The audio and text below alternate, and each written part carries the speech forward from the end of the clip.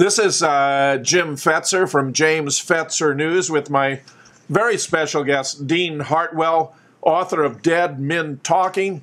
Dean and I are going to have two conversations this evening, one about his research on 9/11, the other about JFK and RFK. Dean, it's a pleasure. Always a pleasure here, too. Tell us how you became interested in 9/11. I became interested in 9/11 quite some time after the events happened. I didn't question whether it was a conspiracy or not right away. Things went by. I read some books. They sounded interesting. Some hinted at conspiracy. I didn't really take it terribly seriously, though, until probably early 2005, when I picked up a book by David Ray Griffin. It was called The New Pearl Harbor. And he laid out a number of things that I had not heard before. And he did it very well. I think it's an excellent book. What are some of the points that you have found most convincing about 9/11? The most convincing points are that standard operating procedure for handling hijackings or reported hijackings were not followed. There's a total lack of communication between the FAA, the Federal Aviation Administration, and NORAD and the military. That's the North American Defense. And the failure of any investigation to find out why the standard operating procedure wasn't followed and why no one was held accountable. Even the chairman of the 9/11 Commission have observed in books they separately authored, Dean, that the Pentagon gave them three different versions of what was going on, that they concluded they had been lied to by the military. Yes, I'm not surprised. I think there's a lot of things to cover up. There's a lot of questions as to why the military could not get their jets out there in time to stop any of the planes, either to intercept or even to shoot down with orders from the president. Indeed, Webster Tarpley, in his book 9/11 Synthetic Terror Made in the USA, yes, notes that there were as many as 17 of these different alleged anti-terrorist drills. It looks like a patchwork quilt, Dean, that when they figured out there was another way there could be a response, they put a patch on that too. Yes, these drills, which the White House knew about ahead of time. I was just reading up on this. There was a CNN report done in 2004 which indicated that, yes, based on contacts with NORAD or sources with NORAD, the White House knew about these drills ahead of time and did nothing about them. And the simulations, as they're also called, provided a total distraction for FAA and others who are trying to figure out what was going on. Has it bothered you, as Elias Davidson has observed, and even also David Ray Griffin, that the government has produced no evidence that these hijackers were actually aboard these planes? It does bother me. And I wondered about that. It's like, Jim, the evidence just kind of comes out slowly but surely.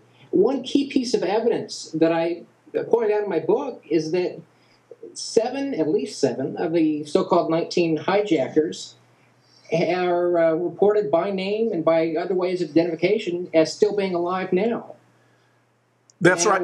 You know, that being the case, it's kind of strange. You have to wonder, were there really any hijackers there? That's a fair question. Mohammed Atta's father reported that his son, who was supposed to be the lead hijacker, had called him the next day to tell him that he was alive and well and had nothing to do with it, but he'd gone into hiding for his own safety. I don't blame him. You know, he became a scapegoat, really, like some other people that I heard about. And certainly had to be concerned about his identity, probably having been stolen by those who perpetrated the crime. I printed out the passenger manifest published by CNN the day of the event.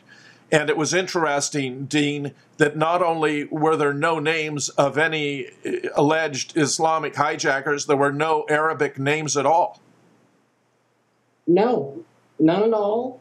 And we have other problems with the idea of hijackers being aboard, one being the alleged phone calls by Barbara Olson, where she said that, at least according to her husband, Ted, that hijackers had taken the pilots and grabbed them out of the cockpit and they'd taken them back to the back of the plane. and she said that they had used box cutters. And we find out later that these calls were completely bogus. They never happened. Is it? So, you got to ask why. It's fascinating, Dean, but Ted Olson, who's a former Solicitor General of the United States, gave 3 different versions of those purported phone calls. And now David Ray Griffin has published an article in Global Research showing that all of the purported phone calls from all of the flights were faked. Okay. He's been researching that for quite some time. So it's his opinion that no calls were made. Well, he just wanted the whole thing just falls apart. If there were no calls made, were there any passengers? Were there any hijackers? I mean, what about this official story was actually true? It just falls apart. I think that's right, Dean, that it falls apart. It looks as though the phone calls may have been staged for a simulated terrorist drill. That was the pretext. And then, of course, they were used when the whole operation actually went live to try to convince the American people that this was a real deal. Yes. Very neatly woven together by those who did this crime.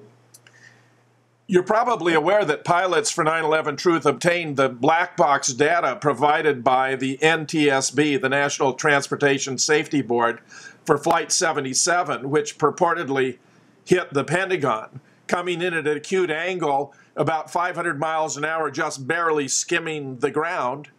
And that, based upon the data, they found a completely different trajectory, perpendicular to the building, 300 feet in the air, too high to hit any of those lampposts, and 100 feet, and at just a second from impact, it was 100 feet too high that it swerved over, flew over the building.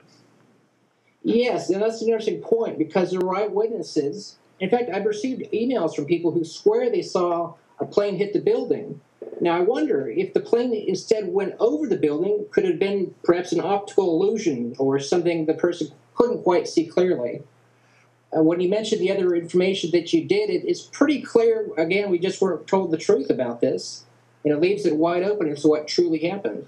A friend of mine from JFK Research, Roy Schaefer, wrote me some time back to say that a good friend of his, a trucker by the name of Dave Bell, was in front of the Pentagon, saw a large commercial carrier approach the building and then swerve off and fly over it. And what Roy found puzzling was that although Dave hadn't seen it happen, he insisted a plane had hit the building. Okay. That's interesting. I don't know. I mean, obviously, I was not an eyewitness, and I have studied in law school what happens with some eyewitnesses. There are problems of bias, problems of not seeing something clearly, and so on. I couldn't say for sure again. But you have the plane perhaps flying over it, and you have reports of demolitions going on. And as a matter of fact, in a book by Jim Mars and Barbara Honegger, they report that several clocks stopped at the exact same time, 9:32 a.m., at the Pentagon, suggesting something happened, perhaps a huge demolition within the building happened. And that time, I dare say, was actually earlier than the purported collision of the plane with the building. Indeed.